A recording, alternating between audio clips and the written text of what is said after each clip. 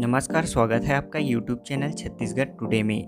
आज है 5 मार्च 2022, दिन शनिवार, और आज के महत्वपूर्ण छत्तीसगढ़ करंट अफेयर प्रश्नों को हल करेंगे। तो चलिए शुरू करते हैं। हमारा पहला प्रश्न है, छत्तीसगढ़ में राष्ट्रीय विधिक सेवा प्राधिकरण नई दिल्ली द्वारा नेशनल लोक अदालत का आयोजन कब किया जाएगा? इसका राइट आंसर है ऑप्शन डी, 12 मार्च को। राष्ट्रीय विधिक सेवा प्राधिकरण नई दिल्ली द्वारा रायपुर व गरियाबंद जिला तथा देवभोग, तिल्दा व राजिम तहसील में नेशनल लोक अदालत का आयोजन आगामी 12 मार्च को आयोजित किया जाएगा।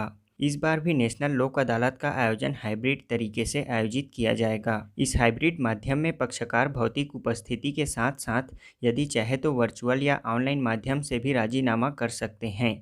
विशेष रूप से इसमें भाड़ा नियंत्रण, चेक बाउंस, आबकारी विधि, सिविल विधि, आयात संबंधी, आपराधिक विधि के राजीनामा योग्य मामले तथा अन्य मामला भी प्रीलिटिगेशन के माध्यम से निराकृत करने के लिए लिया जाएगा। बता दें कि छत्तीसगढ़ राज्य विधिक सेवा प्राधिकरण बिलासपुर के कार्यपालक अध्यक्ष व छत्तीसगढ़ उच्च न्यायालय के न्यायमूर्ति गौतम भादुड़ी ने राज्य के सभी जिलों की वीडियो कॉन्फ्रेंसिंग के माध्यम से नेशनल लोक अदालत की तैयारी और अधिक से अधिक संख्या में प्रकरणों के निराकरण के संबंध में बैठक ली गई है।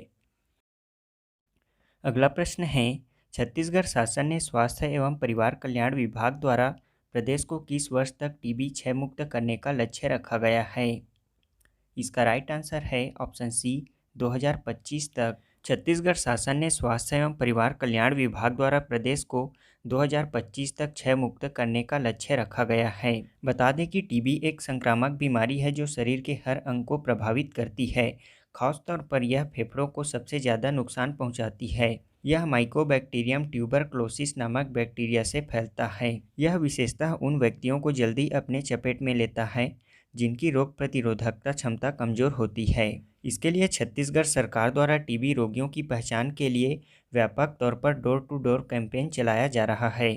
प्रदेश में अभी तक डोर टू डोर कैंपेन के तहत 2,63,00,000 से अधिक लोगों की स्क्रीनिंग की गई है, जिसमें से 2300 लोग संक्रमित पाए गए हैं। अब इन रोगियों को निर्धारित श्रेणी के अनुसार ट्रीटमेंट सपोर्ट की देखरेख में दवा खिलाई जाएगी। इसके लिए प्रदेश के सभी शासकीय स्वास्थ्य केंद्रों में टीबी के इलाज के लिए अच्छी गुणवत्ता की दवाई उपलब्ध कराई जा रही है।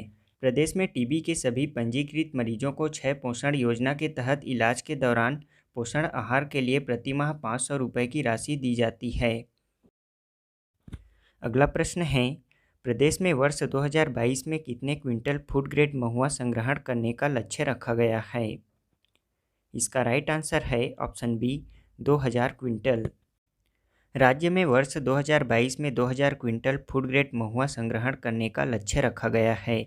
इसके प्रथम चरण में 1150 क्विंटल महुआ फूल 116 रुपये प्रति किलोग्राम की दर से विक्रय हुआ है, और इसी कड़ी में राज्य लघु वनोपज संघ द्वारा फूड ग्रेड महुआ फूल संग्रहण करने की प्रक्रिया विकसित की गई है। इस वर्ष 2022 में महुआ संग्राहकों को अधिक से अधिक मूल्य दिलाने के लिए महुआ फूल सूखा के साथ साथ वैज्ञानिक पद्धति से संग्रहित फूड ग्रेड महुआ का क्रय न्यूनतम समर्थन मूल्य पर किया जाएगा। इसके लिए महुआ संग्राहकों को फूड ग्रेड के महुआ फूल के संग्रहण का प्रशिक्षण दिया जा रहा है। बता दें कि राज्य सरकार द्वारा महुआ का न्यूनतम समर्थन मूल्य 33 रुपये प्रति किलोग्राम घोषित किया गया है, और यदि महुआ संग्राहक फूड ग्रेड के महुआ का संग्रहण करते हैं तो इसका मूल्य 50 रुपये प्रति किलोग्राम है। और वहीं महुआ संग्रहण तथा प्रसंस्करण में उन्नत वैज्ञानिक तकनीक का प्रयोग करने पर फूड ग्रेड महुआ का वर्तमान में 116 रुपये प्रति किलोग्राम दिया जा रहा है। फूड ग्रेड महुआ वह तकनीक है जिसमें धूल और रेत के कण को बचाते हुए किसी कपड़े अथवा जाल के माध्यम से प्राप्त करना है। अगला प्रश्न है, SDG index sustainable development report 2021 में भारत कौन से स्थान पर है? इसका राइट आंसर है ऑप्शन सी, 120वें स्थान पर। सतत विकास रिपोर्ट सस्टेनेबल डेवलपमेंट रिपोर्ट 2021 या सतत विकास सूचकांक 2021 में भारत 120वें स्थान पर है। इस सूचकांक में देशों को 100 अंक के आधार पर स्थान दिया जाता है, जिसमें भारत का स्कोर 60.07 है। इस सूचकांक 2020 में भारत 177वें रैंक पर थी। वहीं इस सूचकांक 2021 में शीर्ष स्थान पर फिनलैंड है। इसमें शीर्ष 5 देश हैं फिनलैंड, दूसरा स्वीडन, तीसरा डेनमार्क, चौथा जर्मनी और 5वें स्थान पर बेल्जियम हैं। बता दें कि यह सूचकांक 17 विकास लक्ष्यों को प्राप्त करने की दिशा में देशों की कुल प्रगति को मापता है। अगला प्रश्न है, हाल ही में भारत के किस राज्य सरकार ने पूरे राज्य को अशांत क्षेत्र घोषित किया है? इसका राइट आंसर है ऑप्शन ए, असम ने। असम सरकार ने राज्य में विवादास्पद सशस्त्र बल विशेष अधिनियम 1958 को 6 और महीनों के लिए बढ़ा दिया है। प्रारंभ में यह अविभाजित असम में नागाओं द्वारा आंदोलन के दौरान 1955 का असम अशांत क्षेत्र अधिनियम था। बता दें कि अफस्पा नवंबर 1990 में असम में लागू किया गया था। तब से सरकार द्वारा समीक्षा के बाद इसे हर 6 महीने के लिए बढ़ाया गया है। अफस्पा अशांत क्षेत्रों में सार्वजनिक व्यवस्था बनाए रखने के लिए सुरक्षा बलों को व्यापक अधिकार देता है, जो कि उत्तर पूर्वी राज्यों में एक विवादास्पद मुद्दा रहा है, क्योंकि अफस्पा सुरक्षा कर्मियों को ज्यादती करने के लिए पूरी तरह छूट देता है। असम के वर्तमान मुख्यमंत्री हैं हिमंत बिस्वा शर्मा और राज्यपाल जगदीश मुखी। प्रदेश में राज्य स्तरीय महिला सम्मेलन का आयोजन कहाँ किया जाएगा? इसका राइट आंसर है ऑप्शन बी, रायपुर में। अगला प्रश्न है, प्रदेश में हाल ही में चित्रकूट महोत्सव 2022 का आयोजन कब से कब तक किया गया है? इसका राइट आंसर है ऑप्शन बी, 1 मार्च से 3 मार्च तक। अगला प्रश्न है, राज्य के किस स्थान में जैव विविधता का निर्माण किया जाएगा? इसका राइट आंसर है ऑप्शन बी, मैनपाट में। अगला प्रश्न है, किस भारतीय ने ISSF विश्व कप 2022 के 10 मीटर एयर पिस्टल में स्वर्ण पदक जीता है? इसका राइट आंसर है ऑप्शन डी, सौरभ चौधरी ने। अगला प्रश्न है, भारतीय वायुसेना द्वारा 7 मार्च को देश के किस राज्य में अभ्यास वायु शक्ति का संचालन किया जाएगा? इसका राइट आंसर है ऑप्शन बी, राजस्थान में। भारतीय वायुसेना द्वारा 7 मार्च को राजस्थान के जैसलमेर के पोखरण रेंज में अभ्यास वायु शक्ति का आयोजन किया जाएगा। अब हम पिछले क्विज का आंसर जान लेते हैं। पहला प्रश्न है, वन मंत्रालय की गणना रिपोर्ट के अनुसार वर्ष 2014 से 18 की अवधि में देश में तेंदुओं की संख्या में कितने प्रतिशत की वृद्धि दर्ज की गई है? इसका आंसर है 62.5%।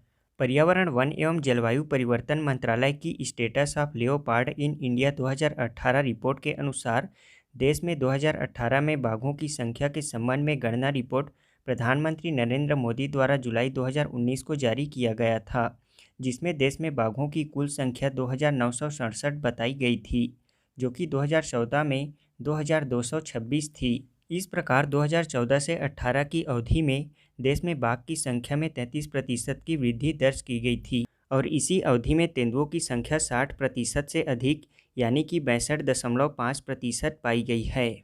बता दें कि तेंदुओं की गणना देश में पहली बार 2014 में बाघ गणना के साथ ही कराई गई थी। रिपोर्ट के ताज़ा गणना के अनुसार देश में सर्वाधिक 3,421 तेंदुए मध्य प्रदेश में हैं। उसके बाद क्रमशः दूसरे स्थान पर कर्नाटक तथा तीसरे स्थान पर महाराष्ट्र है। वहीं देश में बाघों की संख्या के मामले में पहले स्थान पर मध्य प्रदेश और दूसरे स्थान पर कर्नाटक है, जबकि छत्तीसगढ़ राज्य में तेंदुओं की संख्या 852 है। देश भर में तेंदुओं की संख्या के मामले में छत्तीसगढ़ 5वें स्थान पर है। अगला प्रश्न है, फोर्ब्स 2020 के ताज़ा आकलन के अनुसार विश्व की सर्वाधिक शक्तिशाली महिला कौन है? इसका आंसर है जर्मनी की चांसलर एंजेला मार्केल। अमेरिकी वाणिज्य पत्रिका फोर्ब्स वर्ष 2020 के ताज़ा आकलन के अनुसार जर्मनी की चांसलर एंजेला मार्केल विश्व की सर्वाधिक शक्तिशाली महिला हैं। इस रूप में उनका यह दर्जा लगातार 10 वर्ष से बना हुआ है। इस सूची में विश्व की सर्वाधिक शक्तिशाली 100 महिलाओं की सूची में पहले स्थान पर एंजेला मार्केल, दूसरे स्थान पर फ्रांस की क्रिस्टीना लेगार्ड और तीसरे स्थान पर कमला हैरिस हैं। इस सूची में भारत की 3 महिलाओं को स्थान प्राप्त हुआ है। इसमें वित्त मंत्री निर्मला सीतारमण 41वें स्थान पर, इनके अतिरिक्त HCL कॉरपोरेशन की CEO रोशनी नडार मल्होत्रा 55वें स्थान पर तथा बायकॉन की संस्थापन किरण मजूमदार शाह 68वें स्थान पर हैं। अगला प्रश्न है, किस देश ने मुक्त आकाश निगरानी संधि से खुद को औपचारिक रूप से हटा लिया है?